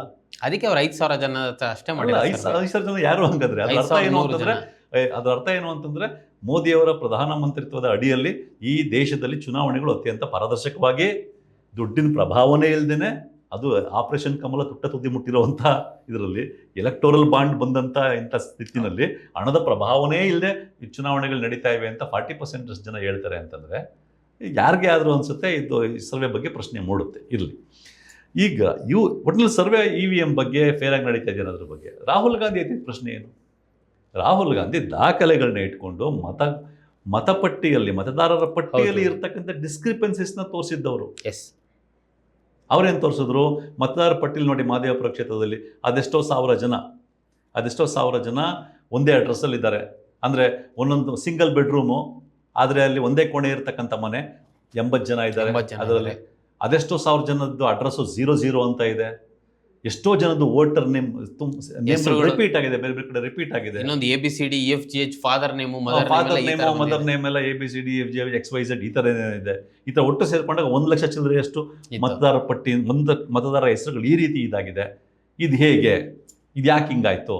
ಇಂಥ ಸಾಫ್ಟ್ವೇರು, ಇಷ್ಟೊಂದು ಟೆಕ್ನಾಲಜಿ ಮುಂದುವರೆದಿರೋ ಕಾಲದಲ್ಲಿ ಎಲೆಕ್ಷನ್ ಕಮಿಷನ್ ಇಷ್ಟು ಇದಾಗಿ ನಡ್ಕೊಳ್ಳೋಕೆ ಕಾರಣ ಏನು ಅನ್ನೋ ಪ್ರಶ್ನೆ ಮಹದೇವಪುರ ವಿಷಯಕ್ಕೆ ಸಂಬಂಧಪಟ್ಟಂಗೆ ಎತ್ತಿದ್ರು. ಅದಕ್ಕೂ ಜನ ಯಾರೋ 5,000 ಜನನ ಮಾತಾಡ್ಸಿದ್ದೀವಿ, EVM ಮೇಲೆ ನಮ್ಮ ನಂಬಿಕೆ ಇದೆ, ಎಲೆಕ್ಷನ್ ಫೇರ್ ನಡೀತಿದೆ ಅಂದಕ್ಕೂ ರಾಹುಲ್ ಗಾಂಧಿ ಮತದಾರರ ಪಟ್ಟಿಲಿರೋ ಡಿಸ್ಕ್ರಿಪೆನ್ಸಿ ವಿಷಯ ಇದಕ್ಕೂ ಸಂಬಂಧ ಏನಿದೆ ಅಲ್ವಾ? ಹೌದು. ಇವರು ಎಲೆಕ್ಷನ್ ಚೆನ್ನಾಗಿ ನಡೀತಾ ಇದೆ ಜನಕ್ಕೆ ಅನ್ಸುತ್ತೆ, ಜನ ಹೇಳ್ಬಿಟ್ರು ಅಂದ ತಕ್ಷಣ ಹಂಗೆ ರಾಹುಲ್ ಗಾಂಧಿ ಹೇಳಿದ್ದೆಲ್ಲ ಸುಳ್ಳು ಅಂತ ಹೆಂಗೆ ಹೇಳ್ತಾ ಇದ್ದಾರೆ ಇವರು? ಇದನ್ನ ನಾವು ಯೋಚನೆ ಮಾಡಿ. ರಾಹುಲ್ ಗಾಂಧಿ ಇನ್ನೊಂದು ಪ್ರಶ್ನೆ ಮಾಡಿದ್ರು, ಚುನಾವಣಾ ಆಯೋಗದ ಪಾರದರ್ಶಕತೆ ಬಹಳ ಮುಖ್ಯವಾಗಿ EVM ಮೇಲೆ ಅನ್ನೋದಕ್ಕಿಂತ CCTV ಫುಟೇಜ್ ಕೊಡಿ ಅಂತಾನು ಕೇಳಿದ್ರು. ಅಂದ್ರೆ ಏನ್ CCTV ಫುಟೇಜ್ ಕೆಲವೇ ತಿಂಗಳುಗಳಲ್ಲಿ ನೀವು ಡೆಮಾಲಿಷ್ ಮಾಡ್ತೀರಾ, ಅದನ್ನೆಲ್ಲ ತೆಗಿತೀರಾ, ಸೊ ಆ ಫುಟೇಜ್ಗಳನ್ನು ಕೊಡಿ ಅಂತ ಕೇಳಿದ್ರು. ಅದನ್ನು ಕೊಡಲ್ಲ ಅಂತ ಚುನಾವಣಾ ಆಯೋಗ ಹೇಳ್ತು. ಚುನಾವಣಾ ಆಯೋಗದ ಮೇಲೆ ಆರೋಪ ಮಾಡಿದಾಗ BJP ಅವರು ನೇರ ರಾಹುಲ್ ಗಾಂಧಿ ಮೇಲೆ ಅಟ್ಯಾಕ್ ಮಾಡಿದ್ದಾರೆ. ಅದರಲ್ಲೂ ನಾನು ಮೊದಲೇ ಹೇಳಿದಾಗೆ ಜವಾಬ್ದಾರಿಯುತವಾಗಿ ನಡ್ಕೊಬೇಕಾಗಿದ್ದಂಥ ಮಾಧ್ಯಮಗಳೇ ಸಹ ರಾಹುಲ್ ಗಾಂಧಿ ಮೇಲೆ ಅಟ್ಯಾಕ್ ಮಾಡಿದ್ದಾರೆ. ಆ ಚುನಾವಣಾ ಆಯೋಗದ ವೆಬ್ಸೈಟ್ನಲ್ಲಿ ಇವತ್ತು ಹೋದರೂ ಸಹ ರಾಹುಲ್ ಗಾಂಧಿ ಮಾಡಿರುವ ಆರೋಪ ಹಾಗೇ ಇದೆ. ಇವತ್ತೋಗಿ ರಾಹುಲ್ ಗಾಂಧಿ ಏನು ಪ್ರೆಸ್ ಮೀಟಲ್ಲಿ ಮಾಡಿದ್ದಾರೆ, ಆ ಪ್ರೆಸ್ ಮೀಟ್ನ ಅಷ್ಟೇ ದಾಖಲೆಗಳನ್ನು ನೀಟಾಗಿ ಚುನಾವಣಾ ಆಯೋಗದಲ್ಲಿ ಸರ್ಚ್ ಮಾಡಿದ್ರೆ ಈಗಲೂ ಸಹ ಸಿಗತ್ತೆ. ಮಹದೇವಪುರ ಕ್ಷೇತ್ರದಲ್ಲಾಗಿರ್ಬೋದು, ಆಳಂದದಲ್ಲಿ, ಎಲ್ಲ ಕ್ಷೇತ್ರದಲ್ಲಿ ಈಗಲೂ ಸಹ ಸಿಗತ್ತೆ. ಸೊ BJP ಅವರು ಹೇಳಿದ್ರಲ್ಲಿ ತಪ್ಪಿಲ್ಲ, ಮೀಡಿಯಾದವರು ಜವಾಬ್ದಾರಿನೇ ಕಳ್ಕೊಂಬಿಟ್ರ ಅಂತ, ಅದರಲ್ಲೂ ಇಂಥ ವಿಚಾರಗಳಲ್ಲಿ. ನಾವು ಈ ವಿಷಯಕ್ಕಿನ್ನೂ ಸ್ವಲ್ಪ ಆಳ ಹೋಗೋಣ. ಮಹದೇವಪುರದ ಮಾತಾಡಿದ್ವಿ. ಆಳಂದ ಕ್ಷೇತ್ರದ್ದೇನು? ಆಳಂದ ಕ್ಷೇತ್ರದಲ್ಲಿ 5,994 ಜನ ಮತದಾರರ ಹೆಸರನ್ನು ಮತದಾರ ಪಟ್ಟಿಯಿಂದ ತೆಗೆದುಹಾಕುವ ಪ್ರಯತ್ನ ನಡೆದಿತ್ತು. ಹೌದಾ? ಅದಕ್ಕೋಸ್ಕರ ಅಲ್ಲಿಯ ಕಾಂಗ್ರೆಸ್ ಅಭ್ಯರ್ಥಿಯಾಗಿದ್ದಂಥ BR ಪಾಟೀಲ್ರು, ಪ್ರಿಯಾಂಕ್ ಖರ್ಗೆ ಅವರು ಸೇರಿ ಕಂಪ್ಲೇಂಟ್ ಕೊಡ್ತಾರೆ. ಆ ಕಂಪ್ಲೇಂಟು ಅದಾದ್ಮೇಲೆ CIDಗೆ ಹೋಗ್ತದೆ. CIDಯಿಂದ ಚುನಾವಣಾ ಕಮಿಷನ್ಗೆ 18 ಲೆಟರ್ಸ್ ಹೋಗುತ್ತೆ. ಇದನ್ನು ತನಿಖೆ ಮಾಡಬೇಕು, ಇದಕ್ಕೆ ಪೂರಕವಾದ ಕೆಲವು ಡಾಟಾ ಬೇಕು ಕೊಡಿ ಅಂತ. 18 ಸರಿ ಲೆಟರ್ ಬರೆದ್ರು ಎಲೆಕ್ಷನ್ ಕಮಿಷನು ಅದಕ್ಕೆ ಪೂರಕವಾದ ಡಾಟಾ ಕೊಡಲ್ಲ ಅಂತಂದರೆ ಪ್ರಶ್ನೆ ಮಾಡಬೇಕಾಗಿರೋದು ಯಾರನ್ನ? BJP ಬಿಟ್ಬಿಟ್ಟು ಸೈಲೆಂಟ್ ಆಗಿರ್ತಾರೆ. ಕಾಂಗ್ರೆಸ್ ಸರ್ಕಾರ ಮೀಡಿಯಾದವರು. SIT ರಚನೆ ಮಾಡ್ತಲ್ಲ ಅದಕ್ಕೆ. ಬಂದೆ ಅದು ಆಮೇಲೆ ಮಾಡಿದ್ದು. ಮೀಡಿಯಾದವ್ರು ಪ್ರಶ್ನೆ ಮಾಡ್ಬೇಕಲ್ವಾ? ಮೀಡಿಯಾದವ್ರು ಪ್ರಶ್ನೆ ಮಾಡ್ದೇನೆ ರಾಹುಲ್ ಗಾಂಧಿನೇ ಸಿಕ್ಕಾಕೊಂಡ್ಬಿಟ್ರು, ರಾಹುಲ್ ಗಾಂಧಿಗೆ ಮಂಗಳಾರತಿ ಆಗೋಯ್ತು ಅಂತ ಮಾತಾಡ್ತಾರಲ್ಲ, ಇವ್ರ ಲೆವೆಲ್ ಏನಾಗ್ತಾ ಇದೆ day by day. Finally Congress ಸರ್ಕಾರ SIT ರಚನೆ ಮಾಡಿದಾಗ ಈಗ ಅಲ್ಲಿ ಅಷ್ಟು ಓಟ್ಗಳನ್ನ ಅಳಿಸಾಕ್ಲಿಕ್ಕೆ ಪ್ರಯತ್ನ ಪಟ್ಟಿದ್ದು ನಿಜ. ಎಲ್ಲಿಂದ ಪ್ರಯತ್ನ ಪಟ್ಟಿದ್ರು, ಯಾರು ಅದರಿಂದ ಇದ್ರು ಅನ್ನೋದೆಲ್ಲ ಈಚೆ ಬರ್ತಾ ಇದೆ. ಹೌದು, ಈಗ ಅರೆಸ್ಟ್ ಆಗಿದ್ದಾರೆ 5 ಜನ. ನೀವೇ ಹೇಳಿದ್ರೆ CCTV ಫುಟೇಜ್ ಇದ್ರ ಬಗ್ಗೆ. ಈಗ ಚುನಾವಣಾ ಕಮಿಷನ್ ಎಲೆಕ್ಷನ್ ಅನ್ನು ಪಾರದರ್ಶಕವಾಗಿ ನಡೆಸ್ತಾ ಇದ್ದಾಗ CCTV ಫುಟೇಜ್ ಕೊಡಕ್ಕೆ ಯಾಕೆ ಹೆದರ್ಕೋಬೇಕು? ನೀವು ಪಾರದರ್ಶಕವಾಗಿ ಏನೋ ಮಾಡ್ತಾ ಇದ್ದೀರಿ ಅಂದಾಗ ನೀವು ಯಾಕೆ ಹೆದರ್ತೀರಾ CCTV ಫುಟೇಜ್ ಕೊಡಕ್ಕೆ? ರಾಹುಲ್ ಗಾಂಧಿ ಮತ್ತೊಂದೇನು ಕೇಳ್ತಾ ಇರೋದು, ಮೆಷಿನ್ ರೀಡಬಲ್ ವೋಟರ್ ಲಿಸ್ಟ್ ಕೊಡಿ ಅಂತ ಕೇಳ್ತಾ ಇರೋದು. ಈಗೇನಾಗಿದೆ, ಮೆಷಿನ್ ರೀಡಬಲ್ ಇಲ್ಲ. ನೀವು ಒಂದು ಅಸೆಂಬ್ಲಿ ಕಾನ್ಸ್ಟಿಟ್ಯೂಯನ್ಸಿದು ವೋಟರ್ ಲಿಸ್ಟ್ ಇಟ್ಕೊಂಡು ಅದರದ್ದೆಲ್ಲ ಡಿಸ್ಕ್ರಿಪೆನ್ಸೀಸು ತಪ್ಪು ಸರಿಗಳನ್ನ ಕಂಡುಹಿಡಿಯಬೇಕು ಅಂತಂದರೆ ಜನ ಕೂತ್ಕೊಂಡು ತಿಂಗಳಾನ್ಗಟ್ಟಲೆ ಕೆಲಸ ಮಾಡಬೇಕು. ಯಾಕೆ ಇದನ್ನು ಮಾಡಿದ್ದಾರೆ ಎಲೆಕ್ಷನ್ ಕಮಿಷನ್ನು? ಹುಡುಕದ್ ಕಷ್ಟ ಆಗಲಿ, ತಪ್ಪುಗಳನ್ನ ಕಂಡುಹಿಡಿಯೋದು ಕಷ್ಟ ಆಗಲಿ ಅಂತಾನೆ ಮಾಡಿರೋದು. ಮೆಷಿನ್ ರೀಡಬಲ್ ಕೊಡೋಕ್ಕೆ ಏನು ಕಷ್ಟ ಅವ್ರಿಗೆ? ಆಮೇಲೆ ನಿಮಗೆ ಒಂದು ನೆನಪಿರಲಿ, ಹರಿಯಾಣ ಚುನಾವಣೆ ಆದಮೇಲೆ ಒಬ್ಬ ಹೆಸರು ತಕ್ಷಣ ನೆನಪು ಬರ್ತಾ ಇಲ್ಲ, ಒಬ್ಬ ಲಾಯರು ಕೋರ್ಟ್ಗೆ ಹರಿಯಾಣ ಹೈಕೋರ್ಟ್ಗೆ ಹೋಗ್ತಾರೆ. ಹರಿಯಾಣ ಹೈಕೋರ್ಟ್ ಆ್ಯಕ್ಚುಲಿ ಏನು ಮಾಡುತ್ತೆ ಅಂತಂದರೆ CCTV ಫುಟೇಜ್ ಕೊಡಿ ಮತ್ತು ಇವ್ರು ಕೇಳಿರೋ ದಾಖಲೆಗಳು ಕೊಡಿ ಅಂತ ಎಲೆಕ್ಷನ್ ಕಮಿಷನ್ಗೆ ಆರ್ಡರ್ ಮಾಡುತ್ತೆ. ಅದಾದ ಮಾರನೇ ದಿನವೇ ಕೇಂದ್ರ ಸರ್ಕಾರ ಸಭೆ, ನನ್ನ ಕ್ಯಾಬಿನೆಟ್ ಇದರಲ್ಲಿ ರೂಲ್ಸ್ನೇ ಚೇಂಜ್ ಮಾಡಿಬಿಡುತ್ತೆ. CCTV ಫುಟೇಜ್ ಕೊಡೋಂಗಿಲ್ಲ, ಇಂತಿಂಥ ದಾಖಲೆಗಳನ್ನ ಕೊಡುವ ಅಗತ್ಯ ಇಲ್ಲ ಅಂತ ರೂಲ್ಸ್ ಚೇಂಜ್ ಮಾಡೋದು. ಯಾಕೆ ಚೇಂಜ್ ಮಾಡಬೇಕು? ಈಗ ಪಾರದರ್ಶಕವಾಗಿ ನಡೆಸಿದ್ರೆ ಯಾಕೆ ಚೇಂಜ್ ಮಾಡಬೇಕು ಅಲ್ವಾ? ಹೌದು. ಹರಿಯಾಣದ ವಿಷಯದಲ್ಲಿ ಇಡೀ ಚುನಾವಣೆನೇ ಇಡೀ ರಾಜ್ಯ ಸರ್ಕಾರದ ಚುನಾವಣೆನೇ ಹೈಜಾಕ್ ಆಗಿದೆ ಅಂತ ವಿತ್ ಡಾಟಾ ಕೊಟ್ಟರು ರಾಹುಲ್ ಗಾಂಧಿಯವರು. ರಾಹುಲ್ ಗಾಂಧಿಯವರು ಅದನ್ನು ಕೂಡ ಅವ್ರು ಕೇಳ್ತಾರೆ, CCTV ಫುಟೇಜ್ ಕೇಳ್ತಾ ಇದ್ದಾರೆ. ಮತ್ತು ನೀವು ಯಾಕೆ CCTV ಫುಟೇಜ್ ಕೊಡಲ್ಲ ಅಂತ ರೂಲ್ಸ್ ಚೇಂಜ್ ಮಾಡ್ಕೊಂಡ್ರಿ ಅಂತ ಕೇಳ್ತಾ ಇದ್ದಾರೆ. ಮೆಷಿನ್ ರೀಡಬಲ್ ಇದನ್ನು ಕೇಳ್ತಾ ಇದ್ದಾರೆ. ಆಮೇಲೆ ಅವರು ಚುನಾವಣಾ ಕಮಿಷನರ್ಗಳು ಯಾರಿದ್ದಾರೆ ಅವ್ರ ಮೇಲೆ ಏನು ಕೇಸ್ ಹಾಕಂಗಿಲ್ಲ, ಅವ್ರು ತಪ್ಪಿದ್ರು ಅಂತ ಯಾಕೆ ರೂಲ್ಸ್ ತಂದ್ರಿ ಅಂತ ಕೇಳ್ತಿದ್ದಾರೆ ಕೇಂದ್ರ ಸರ್ಕಾರನ. ಅದಕ್ಕಿಂತ ಮುಖ್ಯವಾಗಿ ಸುಪ್ರೀಂ ಕೋರ್ಟ್ ಏನು ಹೇಳ್ತು, ಚುನಾವಣಾ ಕಮಿಷನ್ ಚೀಫ್ ಎಲೆಕ್ಷನ್ ಕಮಿಷನರು ಅಥವಾ ಎಲೆಕ್ಷನ್ ಕಮಿಷನರ್ಗಳನ್ನ ಸೆಲೆಕ್ಟ್ ಮಾಡಬೇಕಾದ್ರೆ ಸೆಲೆಕ್ಷನ್ ಕಮಿಟಿನಲ್ಲಿ prime minister, opposition party leader ಮತ್ತು ಸುಪ್ರೀಂ ಕೋರ್ಟ್ನ ಚೀಫ್ ಜಸ್ಟಿಸ್ ಇರಲಿ ಅಂತ ಹೇಳ್ತಾರೆ. ಇವು ರೂಲ್ಸ್ನೇ ಚೇಂಜ್ ಮಾಡ್ಕೊಂಡ್ಬಿಟ್ಟು ಆ ಕಮಿಟಿನಲ್ಲಿ ಪ್ರೈಮ್ ಮಿನಿಸ್ಟರು, ಒಬ್ಬ ಕ್ಯಾಬಿನೆಟ್ ಮಿನಿಸ್ಟರು ಮತ್ತು ಆಪೋಸಿಷನ್ ಪಾರ್ಟಿ ಲೀಡರು ಅಂತಂದರೆ ಇಬ್ಬರು ಸರ್ಕಾರದ ಕಡೆಗೆ ಇರ್ತಾರೆ. ಯಾಕೆ ಚೇಂಜ್ ಮಾಡ್ಕೊಂಡ್ರಿ ಇವರು? ಚೀಫ್ ಜಸ್ಟಿಸ್ ಇದ್ರೆ ಏನು ತೊಂದರೆ ಇವ್ರಿಗೆ? ಈ ಪ್ರಶ್ನೆಗಳನ್ನ ರಾಹುಲ್ ಗಾಂಧಿ ಕೇಳ್ತಾ ಇದ್ದಾರೆ ಅಲ್ವಾ? ಮತ್ತು ಮತದಾರರ ಪಟ್ಟಿಲಿ ಆಗಿರ್ತಕ್ಕಂಥ ಭಾರೀ ಅವ್ಯವಹಾರಗಳನ್ನ ಮೇಲ್ನೋಟ ಕಾಣಿಸ್ತಾ ಇದೆ. ಅಂದರೆ ಹರಿಯಾಣದ ಎಲೆಕ್ಷನ್ನಲ್ಲಂತೂ ಬ್ರೆಸಿಲಿಯನ್ ಮಾಡೆಲ್ ಒಬ್ಬಳು ಫೋಟೋ 20 ಕಡೆ ಇದೆ, ಇನ್ನೊಬ್ಬ ಒಂದು ಲೇಡಿ ಫೋಟೋ 200 ಚಿಲ್ಲರೆ ಕಡೆ ಇದೆ. ಹೆಂಗೆ ಸಾಧ್ಯ? ಅದು ಇವತ್ತು ಡ್ಯೂಪ್ಲಿಕೇಟ್ ವೋಟರ್ಗಳನ್ನ ಪತ್ತೆ ಹಚ್ಚಕ್ಕೆ ಸಾಫ್ಟ್ವೇರ್ ಇದೆ, ಕೋಟಿಗಟ್ಟಲೆ ಖರ್ಚು ಮಾಡಿ ಎಲೆಕ್ಷನ್ ಕಮಿಷನ್ ಮಾಡಿಸಿರೋ ಸಾಫ್ಟ್ವೇರು. ಆ ಸಾಫ್ಟ್ವೇರ್ ಬಳಸ್ತಾನೆ ಇಲ್ಲ. ಈ ಪ್ರಶ್ನೆಗಳನ್ನ ರಾಹುಲ್ ಗಾಂಧಿ ಕೇಳ್ತಾ ಇದ್ದಾರೆ. ರಾಹುಲ್ ಗಾಂಧಿ ಮೊದಲನೇ ಬಾರಿ ಕೇಳಿದಾಗ ಭಾಳ ರಿಯಾಕ್ಷನ್ ಬಂತು. ಆಗ election commissioner Gyanesh Kumar press meet ಮಾಡಿ ಎಷ್ಟು ಹಾಸ್ಯಾಸ್ಪದ ಉತ್ತರ ಕೊಟ್ಟರು ಅಂತ ನಿಮಗೆ ಗೊತ್ತಿದೆ ಅಲ್ವಾ? CCTV ಫುಟೇಜ್ ಕೊಟ್ಬಿಟ್ರೆ ನಮ್ಮ ಹೆಣ್ಮಕ್ಳ, ಅಕ್ಕ ತಂಗಿಯರ, ಅಮ್ಮಂದಿರ ಇದು ಪ್ರೈವೇಸಿ ಇದಾಗ್ಬಿಡುತ್ತೆ ಅಂತ. ಹಂಗಿದ್ರೆ CCTV ಯಾಕೆ ಹಾಕ್ಸಿದ್ರು ಅವರು? ಅಲ್ಲ ಸ್ವಾಮಿ, ನಾವು ಕೇಳ್ತಿರೋದು ರಾಹುಲ್ ಗಾಂಧಿ ಕೇಳಿದ್ದಾದ್ರೂ ಸಹ ಎಲೆಕ್ಷನ್ CCTV ಕೊಡಿ ಅಂತ ಯಾರ್ದೋ ಮನೆ CCTV ಕೊಡಿ ಅಂದಿಲ್ಲ, ಯಾವ್ದೋ ಆಫೀಸಿಂದ ಕೊಡಿ ಅಂದಿಲ್ಲ. ಬೂತಲ್ಲಿ CCTV ಹಾಕಿದ್ಮೇಲೆ ಪ್ರೈವೇಸಿಗೆ ಧಕ್ಕೆ ಆಗುತ್ತೆ ಅಂದ್ರೆ ಹಾಕ್ಲೇಬಾರ್ದು. ಹೌದು. ಇನ್ನೊಂದು ಅವ್ರು ಹೇಳ್ತಾರೆ ಸುಮಾರು ಅಡ್ರೆಸ್ಗಳು 000 ಅಂತಿದೆಯಲ್ಲ. ಯಾಕೆಂದ್ರೆ ತುಂಬ ಜನಕ್ಕೆ ಮನೆ ಇರಲ್ಲ, ಎಲ್ಲೋ ಗುಡಿಸ್ಲುಗಳಲ್ಲೋ, ಎಲ್ಲೋ ಪೈಪು ಈ ಥರದಲ್ಲಿ ಸಿಮೆಂಟ್ ಪೈಪ್ಗಳಲ್ಲಿ ಈ ಥರ ಎಲ್ಲೋ ಸೇತುವೆ ಕೆಳಗಡೆ ಹಿಂಗೆಲ್ಲ ಟೆಂಟ್ಗಳಲ್ಲಿ ಬದುಕ್ತಾ ಇರ್ತಾರೆ. ಅವ್ರಿಗೂ ವೋಟಿಂಗ್ ರೈಟ್ಸ್ ಕೊಡೋಣ ಅಂತೇಳಿ ನಾವು ಹಿಂಗೆ ಕೊಟ್ಟಿರೋದು. ಅಂಥವ್ರದ್ದೆಲ್ಲ 0 ಇದೆ ಅಂತ ಹೇಳ್ತಾರೆ. ಆ ಲೆಕ್ಕದ ಪ್ರಕಾರ ಸ್ವತಃ ಜ್ಞಾನೇಶ್ ಕುಮಾರ್ ಮೋದಿಯವರ ಆಡಳಿತದಲ್ಲಿ ಏನೂ ಕೆಲಸನೇ ಆಗಿಲ್ಲ ಅಂತ ಎಕ್ಸ್ಪೋಸ್ ಮಾಡ್ತಾ ಇದ್ದಾರೆ. ಯಾಕಂದರೆ ಮಹದೇವಪುರ ಒಂದು ಕಾನ್ಸ್ಟಿಟ್ಯೂಯನ್ಸಿನಲ್ಲೇ 20,000ಕ್ಕಿಂತ ಜಾಸ್ತಿ ಜನಕ್ಕೆ ಮನೆ ಇಲ್ಲ ಅನ್ನೋದಾದರೆ, ಈ ಲಕ್ಷಾಂತರ ಜನಕ್ಕೆ, ಕೋಟ್ಯಾಂತರ ಜನಕ್ಕೆ ಈ ದೇಶಕ್ಕೆ ಮೋದಿ ಕೈ ಮನೆ ಕೊಡೋಕ್ಕಾಗಿಲ್ಲ ಅನ್ನೋದನ್ನು ಜ್ಞಾನೇಶ್ ಕುಮಾರ್ ತೋರಿಸ್ತಾ ಇದ್ದಾರೆ. ಅದಾದಮೇಲೆ 0 ಅಂತ ಅಡ್ರೆಸ್ ಇದ್ದ ಕಡೆ ಒಳ್ಳೆ ಮನೆ ಇರ್ತಕ್ಕಂಥ ಫೋಟೋಗಳನ್ನು ತೋರಿಸ್ಬಿಟ್ರು ರಾಹುಲ್ ಗಾಂಧಿ. ಅವ್ರು ಆನ್ಸರ್ ಮಾಡೋದು ನಿಲ್ಲಿಸಿದ್ರು. ವಿಷಯ ಹೆಂಗಿರುವಾಗ ಈಗ ಈ ಗ್ರಾಮ್ ಅನ್ನೋ NGO ಏನೊಂದು ಸರ್ವೆ ಮಾಡಿದೆ ಅಂತ ತಿಳ್ಕೊಳ್ತಾ ಇದೆಯೋ, ವರದಿ ಬಿಟ್ಟಿದೆಯೋ, ಆ ವರದಿಯಲ್ಲಿ ಏನು EVM ಏನು ಫೇರಾಗಿ ನಡೀತಾ ಇದೆಯಾ ಇಲ್ವಾ, ಅದಕ್ಕೂ ರಾಹುಲ್ ಗಾಂಧಿ ಎತ್ತಿರೋ ಪ್ರಶ್ನೆಗೂ ಸಂಬಂಧ ಇದೆಯಾ ನೀವು ಹೇಳಿ? ಇಲ್ಲ, ಖಂಡಿತ ಇಲ್ಲ. ಯಾಕಂದ್ರೆ ಅವ್ರು ಮಾಡಿರೋದು ಎಲೆಕ್ಷನ್ ಫೇರ್ ಆಗಿ ನಡೀತಿದೆಯೋ ಇಲ್ಲೋ ಅಂತ. ಇವ್ರು ನೇರ ದಾಖಲೆಗಳ ಮೂಲಕ ಹೇಳ್ತೀರಾ, ಆ ದಾಖಲೆಗಳಿಗೆ ಉತ್ತರ ಕೊಡೋಕ್ಕಾಗದೆ ಈ ರೀತಿಯಲ್ಲಿ ಮಾಡೋದು ತಪ್ಪು. ಸೊ ಈ ಸರ್ವೆ ರಿಪೋರ್ಟ್ಗೂ ರಾಹುಲ್ ಗಾಂಧಿ ಎತ್ತಿರೋ ಪ್ರಶ್ನೆಗಳಿಗೂ ಒಂದು ಚೂರು ಸಂಬಂಧ ಇಲ್ಲ. 0.001% ಕೂಡ ಸಂಬಂಧ ಇಲ್ಲ. ಹಂಗಿದ್ದಾಗ ಈ ಸರ್ವೆ ರಿಪೋರ್ಟ್ ಇಟ್ಕೊಂಡ್ಬಿಟ್ಟು ರಾಹುಲ್ ಗಾಂಧಿ ಸುಳ್ಳು ಅಂತ ಗೊತ್ತಾಗ್ಬಿಡ್ತು, ರಾಹುಲ್ ಗಾಂಧಿ ಸುಳ್ಳು ಅಂತ ಪ್ರೂವ್ ಆಗೋಯ್ತು ಅಂತ ಬಿ ಜೆ ಪಿಯವರು ಮಾಡ್ತಾರೆ. ಬಿ ಜೆ ಪಿಯವರು ಮಾಡ್ತಾ ಇರೋದ್ರಲ್ಲಿ ನಾವೇನು ಅದನ್ನ ಆಶ್ಚರ್ಯ ಅಲ್ಲ. ಯಾಕೆಂತಂದರೆ ಅವ್ರಿಗೆ ಅವ್ರ ತಪ್ಪನ್ನ ಮುಚ್ಕೋಬೇಕಾಗಿದೆ. ಯಾಕೆಂತಂದರೆ ರಾಹುಲ್ ಗಾಂಧಿ ಡೇ ಒನ್ನಿಂದ ಕೇಳಿದ್ದು ಎಲೆಕ್ಷನ್ ಕಮಿಷನ್ ಅನ್ನೋ ಪ್ರಶ್ನೆನ. ಎಲೆಕ್ಷನ್ ಕಮಿಷನ್ ಉತ್ತರ ಕೊಡ್ಕೊ ಮೊದಲೇ ಬಿ ಜೆ ಪಿಯವರು ಮೇಲ್ಬಿದ್ದು ಉತ್ತರ ಕೊಡ್ತಾ ಇದ್ರು. ಆದರೆ ಈ ಮೀಡಿಯಾಗಳು ಅಂದ್ರೆ ನೀವೇನು ಹೇಳಕ್ ಹೊರಟಿದ್ದೀರಾ ಅಂದ್ರೆ ಮೀಡಿಯಾಗಳು ಈಗ ವೋಟ್ ಚೋರಿ ಆಗಿದೆ ಅನ್ನೋ ಸುಳ್ಳು ಅಂತ ಪ್ರೂವ್ ಮಾಡಕ್ ಹೊರಟಿದ್ದಾರೆ. ಅಂದ್ರೆ ಈ ಸೊಸೈಟಿ ಮುಂದೆ ಬಿಜೆಪಿಯವ್ರಿಗಿಂತ ಹೆಚ್ಚಾಗಿ ನೀವೇ ಹೇಳಿ, ಈ ಸರ್ವೆಗೂ ರಾಹುಲ್ ಗಾಂಧಿ ಎತ್ತಿರೋ ಪ್ರಶ್ನೆಗೂ ಎಷ್ಟು ಸಂಬಂಧ ಇದೆ? ಅಲ್ಲ, ಸಂಬಂಧ ಇಲ್ಲ. ನೀವೇ ಹೇಳಿದ್ರಿ 0.0 ಸಮಥಿಂಗು ಸಂಬಂಧ ಇಲ್ಲ ಅಂತ ಹೇಳಿದ್ರಿ. ಈಗ ನೀವು ಏನು ಹೇಳಕ್ ಹೊರಟಿದ್ದೀರಾ ಅಂದ್ರೆ ಮೀಡಿಯಾಗಳು ಬಹಳ ಮುಖ್ಯವಾಗಿ ರೋಲ್ ಪ್ಲೇ ಮಾಡಬೇಕಾದ ಮೀಡಿಯಾಗಳೇ ಸಹ ಅಂದ್ರೆ ವೋಟ್ ಚೋರಿಯನ್ನೇ ಸುಳ್ಳು ಅಂತ ಪ್ರೂವ್ ಮಾಡಕ್ ಹೊರಟಿದ್ದಾರೆ. ರಾಹುಲ್ ಗಾಂಧಿ ಮಾಡಿದ್ದು ಪ್ರೂವ್ ಮಾಡ್ಲಿಬೇಕಾದ್ರೆ ಮೀಡಿಯಾಗಳು ಅಲ್ಲ, ರಾಹುಲ್ ಗಾಂಧಿಯನ್ನ ಸುಳ್ಳು ಅಂತ ಪ್ರೂವ್ ಮಾಡಕ್ ಹೊರಟಿದ್ದಾರೆ. ರಾಹುಲ್ ಗಾಂಧಿ ವೋಟ್ ಚೋರಿ ಆರೋಪ ಏನು ಮಾಡಿದ್ದಾರೆ ಅಥವಾ ಮತ ಪಟ್ಟಿಯಲ್ಲಿ ಎಲ್ಲ ಡಿಸ್ಕ್ರಿಪೆನ್ಸಿ ಇದೆ ಅದನ್ನ ಆರೋಪ ಮಾಡಿದ್ರಲ್ಲ, ಅದನ್ನ ಮೀಡಿಯಾಗಳು ಸುಳ್ಳು ಅಂತ ಪ್ರೂವ್ ಮಾಡ್ಲಿ, ಅಗತ್ಯ ದಾಖಲೆಗಳು ಇಟ್ಕೊಂಡು ಸುಳ್ಳು ಅಂತ ಪ್ರೂವ್ ಮಾಡ್ಲಿ, ನಮ್ಗೆಲ್ಲ ಖುಷಿ ಆಗುತ್ತೆ. ಯಾಕೆಂದ್ರೆ ಈ ದೇಶದಲ್ಲಿ ಆ ಥರದ್ದೇನು ಒಂದೇ ಹೆಸರಿನ 10,000 ಜನರು ಪಟ್ಟಿಲಿಲ್ಲ, 0 ಅಡ್ರೆಸ್ನವ್ರು ಒಬ್ಬರೂ ಇಲ್ಲ, ಒಂದೇ ಸಿಂಗಲ್ ಕೋಣೆ ಮನೆಯಲ್ಲಿ 86 ಜನದ ಹೆಸರುಗಳಿಲ್ಲ. ಈ ಥರದ್ದು ಯಾವುದೇ ಡಿಸ್ಕ್ರಿಪೆನ್ಸಿ ಇಲ್ಲದೆ ಟ್ರಾನ್ಸ್ಪರೆಂಟ್ ಆಗಿ ಎಫಿಷಿಯೆಂಟ್ ಆಗಿ ಪ್ರಜಾಪ್ರಭುತ್ವ ಉಳಿಸೋ ಥರ ಎಲೆಕ್ಷನ್ ನಡೀತಾ ಇದೆ ಅಂತ ನಮ್ಗೊಂದು ಖುಷಿ ಆಗುತ್ತೆ. ಅದೇ ಬೇಕಾಗಿರೋದು. ಪ್ರೂವ್ ಮಾಡ್ಲಿ ಬೇಕಾದ್ರೆ ಮೀಡಿಯಾದವರು ರಾಹುಲ್ ಗಾಂಧಿ ಮಾಡ್ತಿರೋ ಸುಳ್ಳು ಅಂತ ಪ್ರೂವ್ ಮಾಡ್ಬಿಡ್ಲಿ ವಿತ್ ದಾಖಲೆಗಳು.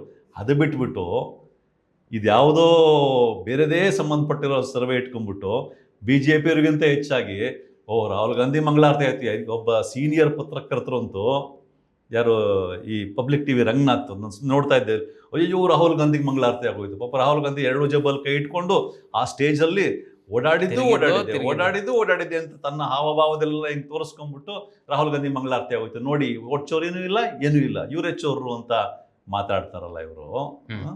ಈ ರೀತಿ ಇರೋ ಹಾಗಾಗಿ ಮೀಡಿಯಾಗಳ ಬಗ್ಗೆ, ಈ ರೀತಿಯ ಮೀಡಿಯಾಗಳ ಬಗ್ಗೆ ನಿಜಕ್ಕೂ ಸಿಟ್ಟು ಬರುತ್ತೆ, ಬೇಸರ ಆಗುತ್ತೆ. ಯಾಕೆಂತಂದರೆ ಜನಕ್ಕೆ ಸತ್ಯ ತಿಳಿಸ್ಬೇಕಾಗಿರೋ ಮೀಡಿಯಾಗಳು ಮತ್ತು ಈ ರೀತಿ ಚುನಾವಣೆ ಅನ್ನೋದು ಪ್ರಜಾಪ್ರಭುತ್ವದ ಮೂಲ. ಇದು ಆ ಚುನಾವಣೆನೇ ಈ ರೀತಿ ಹಾಳಾಗ್ತಾ ಇದೆ, ಸರಿಯಾಗಿ ನಡೀತಾ ಇಲ್ಲ ಅನ್ನೋ ಇದನ್ನು ಇಟ್ಟಾಗ ಅದಕ್ಕೆ ಸರಿಯಾಗಿ ಜನಕ್ಕೆ ತಲುಪಿಸ್ಬೇಕಾಗಿರೋ ಮೀಡಿಯಾಗಳು ಸಂಬಂಧನೇ ಇಲ್ಲದೆ ಇಟ್ಕೊಂಡ್ಬಿಟ್ಟು ರಾಹುಲ್ ಗಾಂಧಿ ಹೇಳಿದ್ದೆಲ್ಲ ಸುಳ್ಳು ಅಂತ ಮೀಡಿಯಾಗಳು ಹೇಳಕ್ಕೆ ನಿಂತ್ಕೊಂಡ್ಬಿಟ್ರೆ ಈ ದೇಶ ಎಲ್ಲಿಗೆ ಹೋಗುತ್ತೆ? ಅವ್ರಿಗೊಂದು ಆತ್ಮಸಾಕ್ಷಿ ಬೇಡವಾ? ಹಾಗಾಗಿ ಕೆಲವು ಸಂದರ್ಭಗಳಲ್ಲಿ ನಾವು ಒಂದು ಮೀಡಿಯಾ ರನ್ ಮಾಡ್ತಿದ್ದೀವಿ, ಆದರೆ ಕೆಲವು ಹಾಗಾಗಿ ಇನ್ನೊಂದು ಮೀಡಿಯಾ ಬಗ್ಗೆ ನಾವು ಸಾಮಾನ್ಯವಾಗಿ ಮಾತಾಡಲ್ಲ, ಅದೊಂದಿದೆ. ಆದರೆ ಈ ಥರದ ವಿಷಯ ಬಂದಾಗ, ಯಾವ ಥರದ ವಿಷಯ, ದೇಶದ ಪ್ರಜಾಪ್ರಭುತ್ವದ ಇದಕ್ಕೆ ಮೂಲಕ್ಕೆ ಧಕ್ಕೆ ಬರುವಂಥ ವಿಷಯ ಬಂದಾಗ ಅದಕ್ಕೆ ಹೆಂಗೆ ನಡ್ಕೊಳ್ತಾರೆ ಕೆಲವು ಮೀಡಿಯಾಗಳು, ಅಥವಾ ಧರ್ಮಸ್ಥಳದ ಸೌಜನ್ಯಗಳ ವಿಷಯ ಬಂದಾಗ ಸೌಜನ್ಯ ವಿಷಯದಲ್ಲಿ ಹೆಂಗೆ ನಡ್ಕೊಳ್ತಾರೆ ಕೆಲವು ಮೀಡಿಯಾಗಳು, ಅಂಥ ಕೆಲವು ವಿಷಯದಲ್ಲಿ ನಾವು ಇನ್ನೊಬ್ಬರು ಮೀಡಿಯಾದವರೇನ ಮತ್ತೊಬ್ಬರೇನ ಅಂತ ಯಾವುದೇ ತಲೆ ಕೆಡಿಸ್ಕೊಳ್ಳದೆ ನಾವು ನ್ಯಾಯದ ಪರವಾಗಿ, ಸತ್ಯದ ಪರವಾಗಿ ಮಾತಾಡಲೇಬೇಕಾಗ್ತದೆ. ಹಾಗಾಗಿ ಇಂತಹ ಸಂದರ್ಭ ಬಂದಾಗ ನಾವು ಮೀಡಿಯಾಗಳ ಹೆಸರೆತ್ಕೊಳ್ಳೋಕ್ಕೂ ಯಾವುದೇ ಹಿಂಜರಿಕೆ ತೋರಿಸಬಾರ್ದು ಅಂತ ಅನ್ಸುತ್ತೆ. ಸರ್, ಈಗ ರಾಹುಲ್ ಗಾಂಧಿ ಆರೋಪನ ಒಂದು ಕಡೆ ಎತ್ತೇಳೋಣ, ಅದರ ಜೊತೆ ಈ ಸರ್ವೆಯಲ್ಲಿ ಏನು EVM ಬಗ್ಗೆ ಮತ್ತು ವಿಶೇಷವಾಗಿ ಚುನಾವಣೆ ಬಗ್ಗೆ ತುಂಬ ಫೇರಾಗಿ ನಡೀತಾ ಇದೆ ಅಂತ ಸರ್ವೆಯಲ್ಲಿ ಸುಮಾರು 80% ಜನ ಹೇಳಿದ್ದಾರೆ. EVM ಬಗ್ಗೆ ರಾಹುಲ್ ಗಾಂಧಿ ಏನಾದರೂ ಹೇಳಿದ್ದಾರಾ? ನೋಡಿ, ಮೊದಲನೇದಾಗಿ ಫೇರಾಗಿ ನಡೀತಾ ಇದೆ 80% ಜನ ಅಂತ ಈ ಸರ್ವೆಯಲ್ಲಿ ಬಂದಿದೆ ಅಂತ. ನೀವೇ ಹೇಳಿ, ಈ ದೇಶದಲ್ಲಿ ಚುನಾವಣೆಗಳು ಡೇ ಬೈ ಡೇ ನ್ಯಾಯಯುತವಾಗಿ ನಡೆಯೋ ಕಡೆ ಹೋಗ್ತಾ ಇದ್ದೀವ? ಯಾವ ರೀತಿ ಹೋಗ್ತಾ ಇದ್ದೀವಿ? ಹೌದು. ಇವತ್ತು ಒಬ್ಬ ಒಳ್ಳೆಯ ವ್ಯಕ್ತಿ, ಜನಪರ ಕೆಲಸ ಮಾಡಬೇಕು ಅಂತಿರೋ ವ್ಯಕ್ತಿ ಕೋಟಿಗಟ್ಟಲೆ ದುಡ್ಡಿಲ್ಲದೆ ಇದ್ರೂ ಎಲೆಕ್ಷನ್ ನಿಂತ್ಕೊಳ್ಳೋಕೆ ಸಾಧ್ಯನಾ? ಖಂಡಿತ ಎಲ್ಲದಿರಲಿ, ಎಲೆಕ್ಷನ್ ನಿಂತ್ಕೊಳ್ಳೋಕ್ಕೆ ಸಾಧ್ಯ ಇಲ್ಲ. ಹಂಗಿದ್ದಾಗ ಹೇಗೆ ಯಾರೋ ಕೆಲವರು ಫೇರಾಗಿ ನಡೀತಾ ಇದೆ ಅಂತ ಹೇಳಿದ ತಕ್ಷಣ ತುಂಬ ಫೇರಾಗಿ ನಡೀತಾ ಇದೆ, ಎಲೆಕ್ಷನ್ನು ಬಹಳ ಚೆನ್ನಾಗಿ ನಡೀತಾ ಇದೆ, ಹಂಗಾಗಿ ರಾಹುಲ್ ಗಾಂಧಿ ಹೇಳಿದ ಸುಳ್ಳು ಅಂತ ಹೇಳ್ಬಿಡ್ತಾರೆ ಮೀಡಿಯಾದವರು. ಎರಡನೇದು, ರಾಹುಲ್ ಗಾಂಧಿ ಒಟ್ಟು ಮತದಾರರ ಪಟ್ಟಿಲಿರೋ ಡಿಸ್ಕ್ರಿಪೆನ್ಸೀಸು ಎಲ್ಲವೂ ಇಟ್ಕೊಂಡು EVM ಬಗ್ಗೆನೂ ಪ್ರಶ್ನೆ ಎತ್ತಕ್ಕೆ ಶುರು ಮಾಡಿದ್ದಾರೆ. EVM ಬಗ್ಗೆ ಕೆಲವರು ಆಗಲೇ ಪ್ರಶ್ನೆ ಎತ್ತಾ ಇದ್ದಾರೆ. EVMನ ಹ್ಯಾಕ್ ಮಾಡೋಕ್ಕೆ ಸಾಧ್ಯನೇ ಇಲ್ಲ ಅಂತ ಕೆಲವರು ಹೇಳ್ತಾರೆ. ಅದನ್ನು ಒಪ್ಕೊಂಬರೋಣ ಫಾರ್ ಎ ಮೊಮೆಂಟ್. ಆದರೆ ಎಲೆಕ್ಷನ್ ಕಮಿಷನ್ದು ಜವಾಬ್ದಾರಿ ಏನು? ಎಲೆಕ್ಷನ್ ಕಮಿಷನ್ ಜವಾಬ್ದಾರಿ ಎಲೆಕ್ಷನ್ನು ಸರಿಯಾಗಿ, ಪಾರದರ್ಶಕವಾಗಿ, ಪರಿಣಾಮಕಾರಿಯಾಗಿ ಸರಿಯಾಗಿ ನಡೀತಾ ಇದೆ ಅನ್ನೋ ನಂಬಿಕೆ ಜನರಿಗೆ ಬರೋ ಥರ ಮಾಡಬೇಕು. ಹೌದು. ಯಾಕೆಂದರೆ ಎಲೆಕ್ಷನ್ ಕಮಿಷನ್ ಆ ನಂಬಿಕೆ ಬಂದಾಗ ಜನರಿಗೆ ಪ್ರಜಾಪ್ರಭುತ್ವದ ಬಗ್ಗೆನೂ ಹೆಚ್ಚಿನ ನಂಬಿಕೆ ಬರ್ತದೆ. ಈಗ ವಿರೋಧ ಪಕ್ಷಗಳು ಪದೇ ಪದೇ ಕೇಳ್ತಾ ಇರೋದೇನು, EVM ಆದಮೇಲೆ VVPAT ಬರುತ್ತಲ್ಲ, ಅದನ್ನು ಕೌಂಟ್ ಮಾಡಿ. ಏನು ಕಳ್ಕೊಳ್ಳೋದೇನಿದೆ? ಇನ್ನು 2-3 ರಿಸಲ್ಟ್ ಕೊಟ್ಬಿಟ್ಟಾದ್ಮೇಲೂ ಇನ್ನು 2-3 ದಿನ ತೊಗೋಬೋದು. ಅದು ತೊಗೊಳ್ಳಿ, ಕಳ್ಕೊಳ್ಳೋದೇನಿದೆ, ಲಾಸ್ ಆಗೋದೇನು ಇಲ್ವಲ್ಲ. ಹೋಗ್ಲಿ ಕೆಲವು ಇಷ್ಟು 5% ಆಫ್ ವಿ ವಿ ಪ್ಯಾಟ್ಗಳನ್ನ ಮ್ಯಾಚ್ ಮಾಡೋ ಇದು ಮಾಡ್ತಾರಲ್ಲ, ಅದನ್ನು ಕೂಡ ಸರಿಯಾಗಿ ಮಾಡ್ತಾ ಇಲ್ವಲ್ಲ. ಇದು ಮಾಡದೆ ಹೋದಾಗ ಏನು ಬರುತ್ತೆ ಅನುಮಾನ ಬರುತ್ತೆ ಅಲ್ವಾ. ಈಗ ಒಂದು ಬೂತಲ್ಲಿ ವೋಟಿಂಗ್ ಆಯಿತು ಅಂದಾಗ ರ್ಯಾಂಡಮ್ ಆಗಿ ಇಷ್ಟು minimum percentage of V V ಪ್ಯಾಟ್ಗಳನ್ನ EVM ಕೌಂಟಿಂಗ್ ಜೊತೆಗೆ ಮ್ಯಾಚ್ ಮಾಡಿ ನೋಡಬೇಕು, ಕಂಪೇರ್ ಮಾಡಿ ನೋಡಬೇಕು ಅಂತ ಇದೆ ಅಲ್ವಾ. ಅದನ್ನು ಸರಿಯಾಗಿ ಮಾಡದೆ ಹೋದಾಗ ನೀವೇ ಹೇಳಿ, ಈಗ ಎಲ್ಲ ಸರಿಯಾಗಿ ಮಾಡ್ತಾ ಇದ್ದಾರೆ, ಯಾಕೆ ಅದಕ್ಕೆ ಹಿಂಜರಿಬೇಕು? ಹಾಗಾದಾಗ ರಾಹುಲ್ ಗಾಂಧಿ ಇರಲಿ, ಇನ್ಯಾರೇ ಇರಲಿ, ಪ್ರಜಾಪ್ರಭುತ್ವದ ಬಗ್ಗೆ ಚುನಾವಣೆ ಸರಿಯಾಗಿ ನಡೀಬೇಕು ಅನ್ನೋ ಬಗ್ಗೆ ಕಳಕಳಿ ಉಳ್ಳ ಯಾವುದೇ ಜವಾಬ್ದಾರಿತ ನಾಗರಿಕರು ಎತ್ತಲೇಬೇಕಾಗ್ತದೆ ಈ ಪ್ರಶ್ನೆ. ಖಂಡಿತ. Thank you sir, thank you. ಭಾಳಷ್ಟು ವಿಚಾರಗಳನ್ನ ಚರ್ಚೆ ಮಾಡಿದ್ದೀವಿ. ಅಂದರೆ ಈಗೇನು ಮೈಸೂರು ಮೂಲದ ಒಂದು NGO ನಡೆಸಿದಂತಹ ಸಮೀಕ್ಷೆ ಆಗಿರ್ಬೋದು, ಈಗ ಮೀಡಿಯಾಗಳು ಮಾಡ್ತಿರುವಂಥ ಪ್ರೊಪಗಂಡ ಆಗಿರ್ಬೋದು, ಇನ್ನು BJP ಅವರು ಮಾಡ್ತಿರುವಂಥ ಸುಳ್ಳು ಆರೋಪಗಳಾಗಿರ್ಬೋದು, ಇನ್ನು ರಾಹುಲ್ ಗಾಂಧಿ ಚುನಾವಣಾ ಆಯೋಗದ ಮೇಲೆ ಮಾಡ್ತಿರುವಂಥ ಆರೋಪ ಆಗಿರ್ಬೋದು, ಇವೆಲ್ಲದರ ಬಗ್ಗೆ ಇವತ್ತು ಚರ್ಚೆ ಮಾಡಿದ್ದೀವಿ. ಸೊ ಬಹಳ ಮುಖ್ಯವಾಗಿ ಸತ್ಯವನ್ನು ಮಾತನಾಡಬೇಕಾದ ಮೀಡಿಯಾಗಳೇ ಇವತ್ತು ಸುಳ್ಳನ್ನು ಮಾತಾಡ್ತೇವೆ, ಸುಳ್ಳನ್ನು ಧೈರ್ಯವಾಗಿ ಜನರಿಗೆ ಪ್ರಸಾರ ಮಾಡ್ತಾ ಇದ್ದಾವೆ.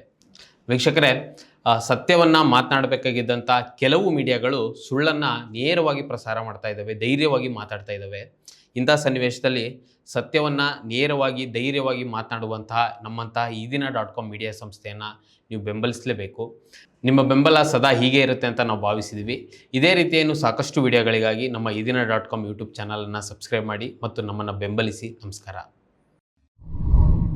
ಮತ್ತಷ್ಟು ವಿಶೇಷ ವಿಡಿಯೋಗಳನ್ನು ನೋಡಲು ಮತ್ತು ಹೊಸ ವಿಡಿಯೋಗಳ ಬಗ್ಗೆ ತಿಳಿಯಲು ಈದಿನ.com ಯೂಟ್ಯೂಬ್ ಚಾನೆಲ್ ಸಬ್ಸ್ಕ್ರೈಬ್ ಮಾಡಿ ಮತ್ತು ಬೆಲ್ ಐಕಾನ್ ಕ್ಲಿಕ್ ಮಾಡಿ.